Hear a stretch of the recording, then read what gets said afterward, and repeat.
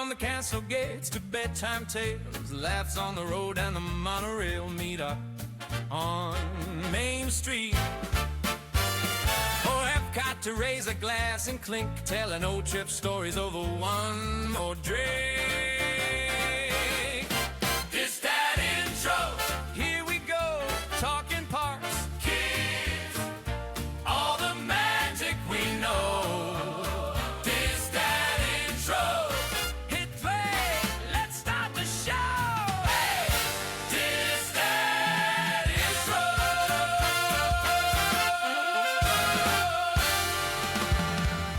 Welcome to DisDad Intros, the show where we get to know the voices, stories, and Disney passions behind the DisDad Club. I'm your host, Justin West, fellow dad, Disney fan, and proud member of this incredible community of fathers who love their families and maybe just happen to love a good Dole Whip too. This is DisDad Intros. Let's meet today's guest, Aaron Rittmaster. How you doing today, Aaron? I'm doing great. Glad to be here. Awesome. Glad to have you here. Give people, I've known you for a long time with the DisDads, but give people who don't know you as well a chance to get to know you a little bit here. Sure. So, why don't you go ahead and tell us about yourself, where you're from, tell and a little bit about your family and such. All right. Well, Aaron Rittmaster. I was born here in the Midwest in the Kansas City area, grew up in the suburbs in Overland Park, lived here most of my life, moved away a couple of different places over the years, but ended up circling right back. And I, live now probably, 5 miles from where I grew up, in the midst of a extended separation / divorce, but have 2 adult daughters now. And things are pretty good. Cool. Aaron, what do you do for a living? So I own Fantastic Memories Travel, and we have a Disney Destinations specialty brand called Mousemaster Travel. And I own the travel agency. I still plan trips for people, but I also have a team of 16 contractor agents that are all around the country that also sell under my brand. So I do a bunch of my work is also supporting those agents and working with suppliers and all of that. Okay, great. So a bit of a Disney expert on our hands here. So Aaron, when and where did you discover the DisDads, and how long have you been a part of the group? So it was interesting. You sent me this question ahead of time and it gave me a chance to look back a little bit. And I'm pretty sure that I discovered the DisDads on the Disboards back in probably early 2009, somewhere around there, middle 2009, just because I was doing research for my own family's Walt Disney World vacation. The whole purpose of the original DisDads thread was, when I found the DisDads and when I discovered them, the DisDads was a thread in a sort of general chat board of the Disboards, and was kind of along for the ride as it went from just being a thread to then being its own forum, to then spinning out into its own community, really. Yeah. No, I kind of have a similar. I don't recall when. It's been a long time. Right. The only reason I know 2009 is because I know that our trip was October 2010, and it was about a year and a half before that trip that I was digging deep in to do the research to plan that trip. 17 years ago now. Okay. So then was that the first time you went to Disney, or when was the first time? Yeah, believe it or not, that was my very first Disney vacation, was October 2010, taking the family. Awesome. So where does your love, or I mean, maybe you don't love Disney, but where does your that's how I have the question phrased, but then I guess I'm leading people with that. Obviously, you're a part of the group, and it's part of your career, but so where does your love of Disney come from? Well, it's a fair question, and it really goes back a lot farther than my experience with Disney parks. Some of my earliest memories are of classic Disney movies, and the summer movie sort of. A couple of the theaters here in town in the summer would do daily matinee movies all summer, basically giving the kids who are out of school for the summer something to do, right? And I remember seeing a whole run of those old original classic Disney movies in theaters, and some of them were the animated classics, but I also remember seeing the Medford College trilogy, the Kurt Russell live action movies. And I've always loved the whole Disney storytelling world. And even when it wasn't part of the parks, it was something that I really enjoyed. And then as we got into the whole experience with the DisDads and sort of in parallel at the same time introducing my family to the whole Disney parks experience, some of our best and most enduring family memories come from those Disney vacations that we took with the kids. Great, great. Yeah. So you mentioned best memories. So do you have a favorite memory? It's really hard to pick one. I mean, there are a few that stand out. I mean, the one that kind of always grabs me by the heartstrings is I can still see in my head the image, what my kids' faces looked like as we were standing. So somebody I forget who it was, but somebody suggested this to me that when we went to Magic Kingdom for the first time, that we were planning on getting there early so we'd be there for rope drop, and this was back in the days when they were still doing a welcome show. And somebody recommended to me when the welcome show started, fight the urge, don't watch the show, watch my kids. And so I did. The show started, and I can still to this day see the look on my kids' faces, both of them, as that show began. Just that moment, it captures the sort of mix of wonder and awe and cool all wrapped into one, that was on the kids' faces at the ages they were at the time. I mean, they were 7 and 3, and that's something I would never trade. There are other favorite Disney memories. We still talk about the youngest getting off of Dinosaur for the first time, and again, 3 years old, getting off of Dinosaur, and as we walked out of the ride, turning to the rest of us and saying, "Well, it's a good thing we survived." Yeah. And we still refer to that to this day. Yeah. That the quotes that you get from your kids sometimes are just Exactly. incredible. So awesome. So do you have a favorite park at Disney World, Disneyland? I know. Yeah, People- this one was so hard. It's like asking who my favorite child is.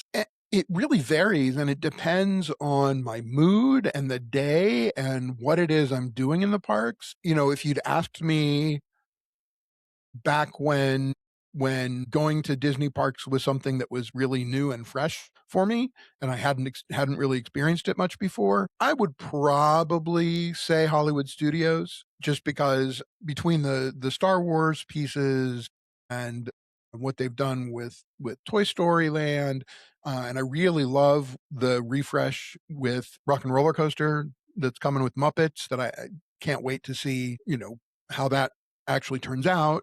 But I just feel like that park has really evolved, and the Star Wars pieces, I was a Star Wars fan before it was part of Disney, so that would be the first choice. But there are times now where, visiting parks, I think you change after you've been to all of them several times and you have maybe a different attitude. It's not necessarily go, go, go. I have to ride every ride. I have to do everything. It's just kind of, you slow down a little bit.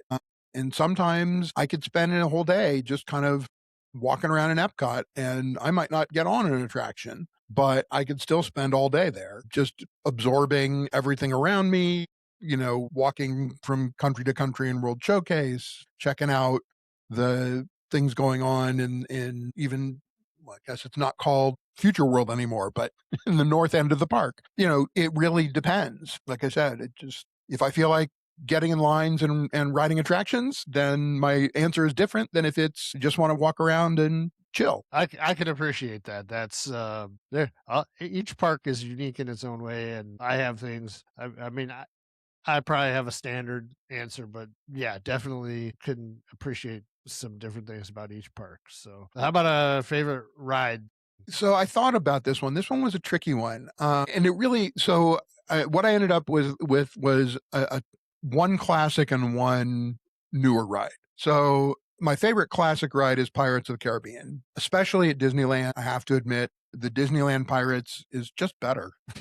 It's, I mean, the Walt Disney World one, they've done some nice things with, but it's shorter. The story is all jumbled up. The version in Disneyland makes more sense. It Okay. has a better narrative flow. But that aside, other than the classics, Ride of the Resistance is incredible. It's a technological marvel getting it to work. The fact that it now does pretty much work consistently, it's not down a lot, still some, but not nearly as bad. And that's basically like 4 different ride systems that are melded together to create this, entire experience that is multiple different experiences in the same attraction. It just blows me away every time. Yeah, I mean that ride is incredible. The experience is really it takes you through a whole range of emotions through that ride and everything, and uh just just the visuals that you get going through. If you're even if you're not a Star Wars fan, it like I know my wife, she was very impressed with it. And yeah, there's so many classics. You mentioned Pirates at Disneyland. That's on my bucket list of things to experience. Haven't made it out there yet. So going to the parks, and there's a lot of different options out there and everything. Do you have a favorite like food item or restaurant, drink? I mean, it's I kind of mold these all into one question, but Mhm. I know it's hard to narrow things down at I times. mean, it is. It's interesting.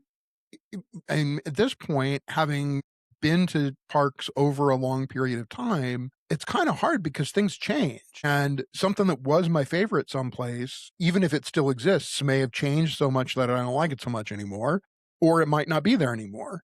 I do think that the classic Dole Whip stands the test of time. There are more different versions now available. They kind of rolled out various different swirls and things, but the classic Dole Whip is still, a favorite on a hot summer day. Other than that, if I could freeze one in time, the original spicy chicken and waffle sandwich from Sleepy Hollow remains for me the ultimate Disney lunch. It was perfect. It was filling, it was tasted great.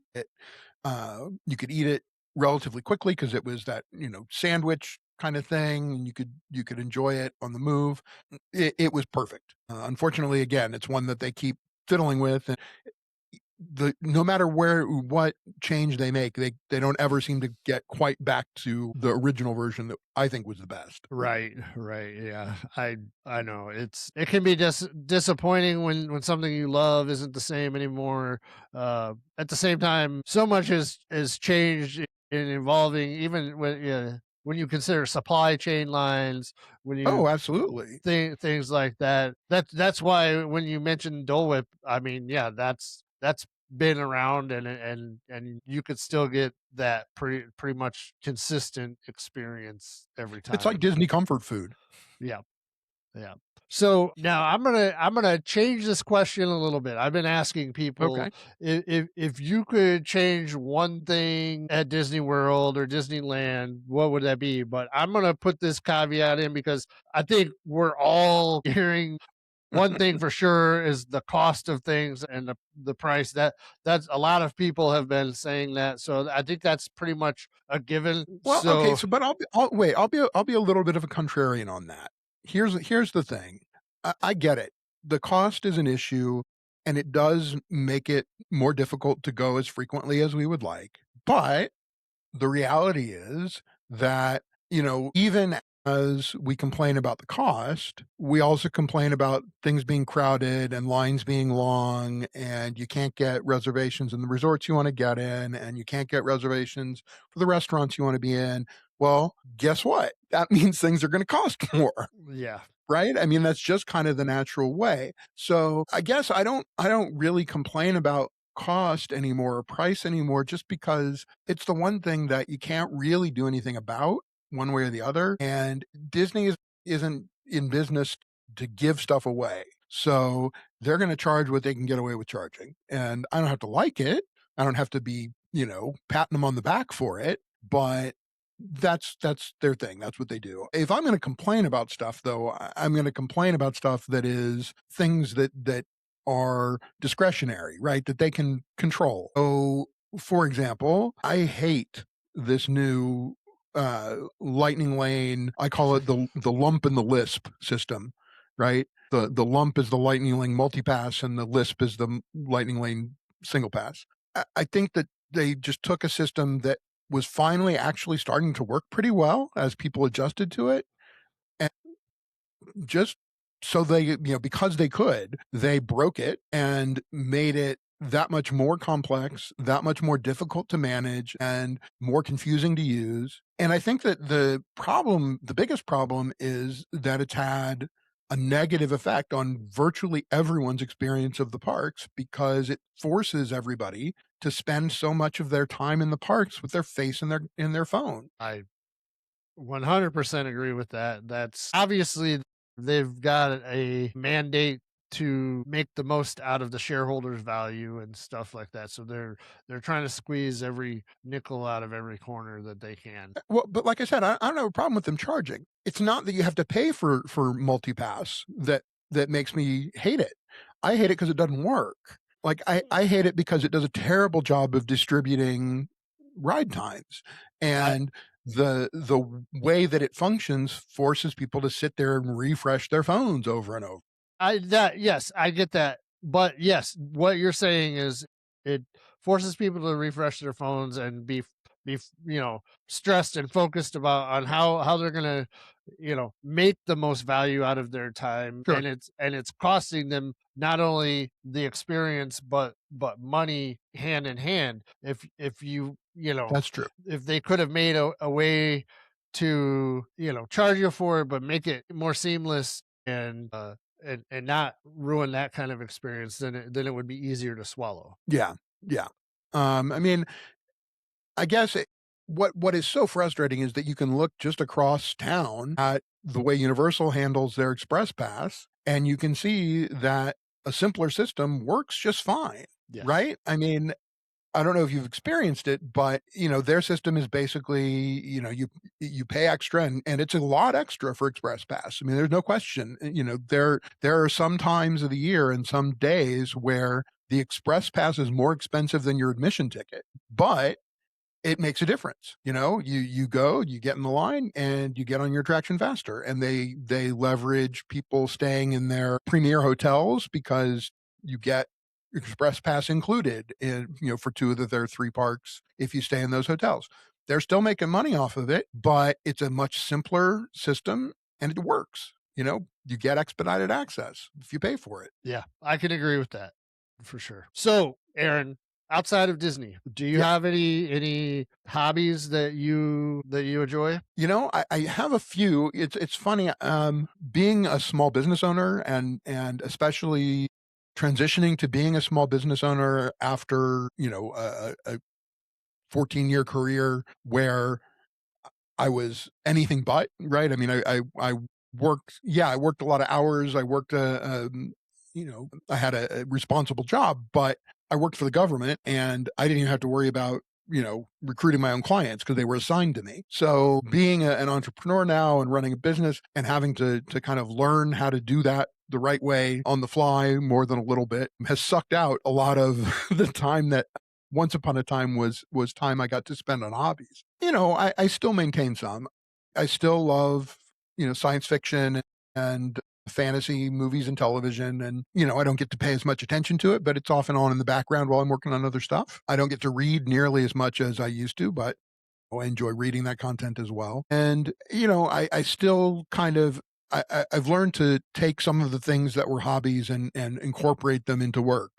So, the web design stuff I taught myself to do when I built DisDads.com. I use now to, manage websites that I build for the business. And yeah, it's work, but the fact that it's something that I taught myself to do as a hobby, helps make it not feel quite so workish, if that makes sense. It helps keep it, I still love what I do. And it's been 10 years now. Oh, that's great. I mean, obviously something sparked you to change your path. So Yeah.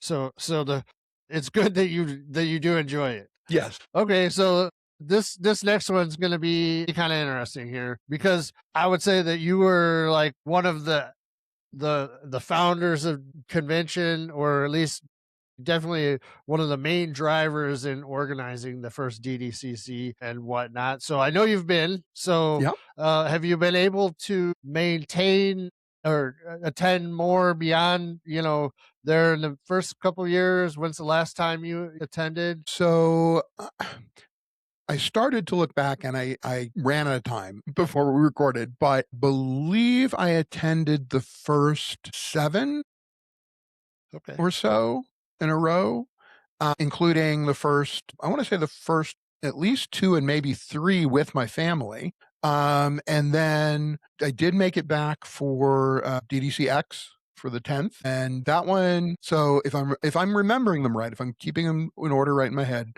that was the first one after COVID reopening, right after the parks reopening from COVID. Yeah, I believe so. I think there was one that was kind of a dead year, like it was Yeah. during Well, that's COVID what I was thinking. that Yeah. guys went, but that was the first time, back where we were. Well, so this is why I remember it, because not why I remember it, because I had a good time. I enjoyed the convention. However, the convention ended, and I don't know how many people know this part of the story, but the last night of DisDads Club convention, Willie Crocker and I were sharing a room at Pop Century. We both started getting really sick that night, and by about 2 a.m., we were both spiking fevers, and we took our tests that we had brought with us, and sure enough, we both tested positive for COVID. We're supposed to be leaving the next day. Of course, we can't get on a plane because we're both positive for COVID. So first of all, Disney moved us in the middle of the night at like 4 a.m. from Pop Century to a room at the cabins at Fort Wilderness, because that was the officially designated COVID quarantine area. So at about 4 a.m., they moved us over there. Somehow, in the midst of all that, Willie and I are both independently scrambling to get our flights canceled, things changed, figure out how we're getting home. I ended up the next day renting a car, and specifically rented it from like a strip location so that I would, be exposed to as few people as possible.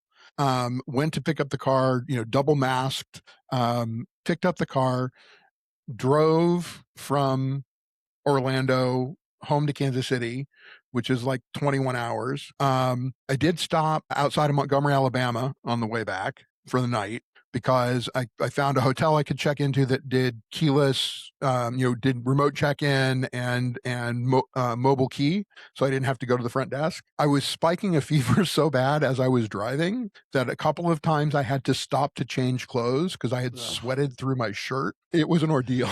Oh, my goodness. I mean, I feel for you, Aaron. I had a streak. I think I came down with COVID after that DDC 10 also, but not till I got home. And I had a streak of like, because I was going for work to Florida and other things, and I had a streak of like 4 trips in a row to Florida where I contracted COVID or whatever. Ouch. So and one of the times was during the drive home, and so I can feel for you there. It just was, that was just miserable, but it was a great DDC, and I don't think that's why I haven't been back, but it's true that I have not been back since that one. I've been catching a little flack for not being back. One of the problems for me has been that Disney does their earmarked owners conference each year, and it's usually in November. And sometimes even early December. And so it's so close to when DDC is that it's really hard for me to do both. And so, usually I'm making the choice to go to the earmark conference. I frankly have decided pretty much after last year that, I would much rather be at DDC. So that's the plan. For this year, the plan is to skip the earmarked owners conference and instead, keep the powder dry and go down in January for DDCC 15. Probably should actually start doing some more planning work on that. But, that's the other problem of this business, is that the dirty little secret is that almost every travel agent is their own worst travel agent. Yeah, It's not easy. I've done a lot of planning of my own trips, and uh, I I can't imagine that it's much fun to do when that's all you're doing for other Well, it's not people. so much the fun. It's just you're distracted. You know, you're planning everybody else's vacations, and it almost feels kind of selfish to take time away to do planning work on your own. And you know, if sometimes like I will be honest here, January is challenging because if you want to leverage some of the benefits that you get for doing this full time, it's hard because you're rolling over into a new year, and a lot of those benefits just aren't available until much closer to when we would travel. And so you're kind of waiting around until you can do what you want to do. Yeah. Well, I mean, that's that I could see we all end up being on the back burner for ourselves, Yeah. especially when you're used to being dad and having a family, you get used to putting other people first, and so it's Right. understandable there. So, well, you answered a few of the questions there. So I got one last question here, and this is kind of on the spot. So, is there an interesting fact, or something about yourself that you would like to or share with the dads of the group? Hmm. Just uh, Wow. I don't really know. I mean, here's the one thing I can think of. And it's only because it's come up a few times. You know, people ask me about my journey, right? How I ended up doing what I'm doing now. And in a lot of ways, I trace it back and, I kind of can replay it in my head um, to back in probably, end of 2010, very early 2011. Well, okay, well, no, I'll go back a little earlier. So it would have been, yeah, about mid 2010, um, when there were a bunch of guys who, in addition to the Disboards, which is the one place that we had back then, there was no Facebook. In addition to Disboards, we had taken to participating in chats in the evening and back in the days of AIM chat. I don't think any of us were using AOL anymore, but we used yeah. AOL's chat system. And so we're just hanging out in the evening, like now, right? Enjoying my scotch and, staring at the TV and chatting with the guys while I waited for the kids to fall asleep. And on a whim, I went and did a who is search and discovered that nobody owned the domain DisDads.com. And so totally on a lark, I bought the domain and I popped back into the chat and I said, "Hey guys, guess what I just did?" Said, "Okay, so I just bought this domain. What are we going to do with it?" And if you'd have told me then that, popping into the chat saying, "Hey, I just bought DisDads.com. What are we going to do with it?" was going to lead to what the next 17 years really have been, from our being really more invested in this community for a really long time and getting to meet a lot of wonderful people and getting to interact with them over, gosh, I think the total over both different versions and everything of the podcast was something like 600 episodes of DisDad's podcast, and multiple DisDads Club conventions and changing careers and going through all of that. And all of it came down to, hey guys, what should I do with this? And that's where it was all born. And I can think, I know Ryan Treichler was one of the people in that chat. I don't remember who all else was, but there were probably 5 or 6 guys who were there at the time. And Mark Pratt was probably there. And trying to think, it would have been some other people who were involved early in the podcast. But the first thing was just that we were going to do a blog, and we had a really active, really good blog for about 11 months. Yeah. And then I came back into the chat when the blog was starting to die down and said, okay, if I'm going to renew this domain, we really should do something with it because nobody's writing for the blog anymore. Mm-hmm. And somebody piped up and said, well, we ought to try a podcast. Okay. No Yeah. idea what I was doing. Nobody did. But, we started with a podcast that went every other week with Mark Pratt's then brother-in-law editing for us because none of us knew how to edit. I still don't. There you go. But this was before the days of having AI tools that would edit for us. Right. Yeah. No, that's what makes this all possible now is tools to So, help me. we had that. And then literally like the week after I announced publicly that we were going to go from a once a week show to doing the show, or from once every other week to doing the show every week, right? That's when Mark got divorced. And so we lost our editor, obviously far less serious than Mark's divorce, but we dealt with that and still managed to, a year later add a second show. And so we did twice a week for a while. I wouldn't trade it. I can't keep up with that pace anymore. I don't have the time anymore to do it, but they're great memories still. And I still look forward to seeing those guys and getting to hang out and do things with them. And really looking forward to catching up with folks again at DDCC 15. Awesome. Yeah, no, Aaron, I'd say that kind of was born my interest in podcasting, whether through audio and then now through video recordings and stuff. All those beer panels that we did. Sure.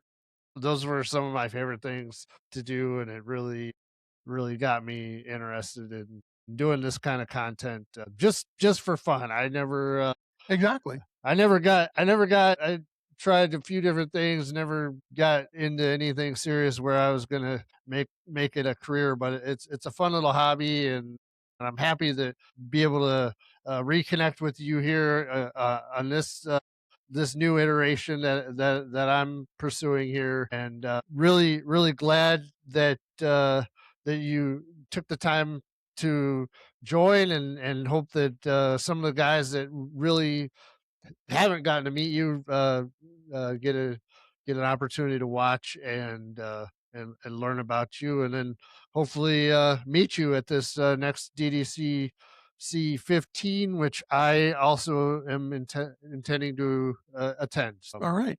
Well, any last and words? I want to say thank you for picking up the mantle, because I'm really glad that the DisDads community has this channel to really continue to build that community, because I feel like the contribution that I'm proudest of in the DisDads community is just contributing to that sense of community, because people got a chance to talk to each other and hear from one another. And so I'm really glad to see that picking up again.